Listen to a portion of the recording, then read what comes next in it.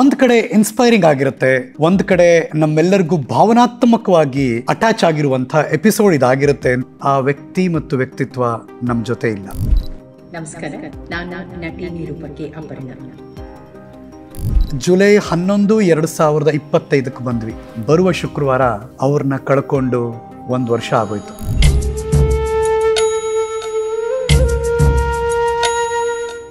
ಅಪರ್ಣಾ ಅವ್ರಿಗೆ ಅತ್ಯಾಪ್ತರು, ಆದರೆ ಇದುವರೆಗೂ ಮಾಧ್ಯಮದಲ್ಲಿ ಕಾಣಿಸ್ಕೊಳ್ಳದೆ ಇಲ್ಲದಿದ್ದವರು. ನನಗೆ ಗೊತ್ತಿರೋ ಅಪರ್ಣಾ ನಾನು ಮಾತಾಡೋದಕ್ಕೆ ಹೋಗ್ತಿದ್ದೀನಿ. ಹೌ, ನಿಮ್ಮಿಬ್ಬರ ಬಂಧ ಹೇಗೆ? ಶೋನಲ್ಲಿ ಸರ್, ತುಂಬಾ ಶೋಸ್ನಲ್ಲಿ ಮಾಡ್ತಿದ್ವಿ.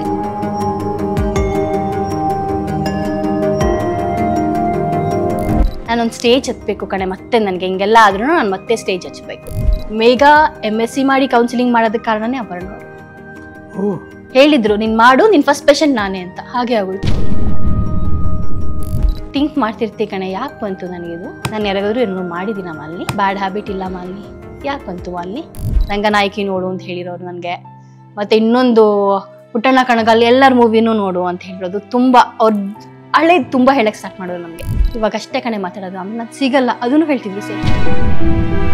ನನಗೂ ಈ ಕಾಲ ಬರುತ್ತೆ ಅಂತ ಗೊತ್ತಿರಲಿಲ್ಲ ಮನೆ. ನಾವು ಬೇರೆಯವ್ರಿಗೆಲ್ಲ ಹೇಳ್ತೀವಲ್ಲ, ನಮಗೆ ಬಂದಾಗ ಹೆಂಗನ್ಸುತ್ತೆ ನಿಜನೇ ಕೇಳಿಸ್ಕೊಳ್ತಿದ್ಯಾ? ನಾನು ಯಾವತ್ತಾದ್ರೂ ಜೋಕ್ ಮಾಡ್ತೀನಿ ಈ ಥರದಲ್ಲಿ? ನಾನು ದಯವಿಟ್ಟು ನನಗೆ ಹೇಳ್ತಿದ್ದೀನಿ, ನನಗಾಗೋದೇ ಇಲ್ಲ. ನಾನೇ ಹೇಳ್ತೀನಿ, ನಾನು ಇನ್ನು ಜಾಸ್ತಿ ದಿನ ಇರಲ್ಲ.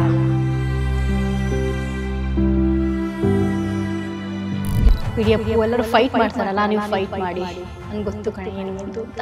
ಆಮೇಲೆ ಪ್ರಾಮಿಸ್ ತಗೊಂಡ್ರು, ಇನ್ನು ಯಾರಿಗೂ ಹೇಳಂಗಿಲ್ಲ. ತ್ರಯಂಬಕಮ್ಮ ಹೇಳ್ಕೊಂಡು ಅವ್ರಿಗೆ ಮಸಾಜ್ ಮಾಡ್ತಿದ್ದೆ. ಚೆನ್ನಾಗಿ ಅನ್ಸುತ್ತೆ ಕಣಿಮ ಅಂತಿದ್ದೆ.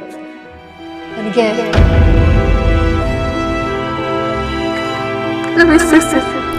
ಅಪ್ಪು ಕೇಳಿಸ್ತಿದೆ ನಿಮ್ಗೆ? ನಾನು ಬಂದಿದ್ದೀನಿ, ಪ್ಲೀಸ್ ಎದೋಳ್ಬೇಕು, ಡಾನ್ಸ್ ಮಾಡ್ಬೇಕು. ನೀವು ಹೇಳಿದೀರಾ, ನನ್ಗೆ ಪ್ರಾಮಿಸ್ ಮಾಡಿದೀರಾ ನಮ್ಮ ಜೊತೆ ಡಾನ್ಸ್ ಮಾಡ್ತೀನಿ. ಪ್ಲೀಸ್ ಎದೋಳಿ, ಪ್ಲೀಸ್ ಎದೋಳಿ, ಪ್ಲೀಸ್ ಎದೋಳಿ.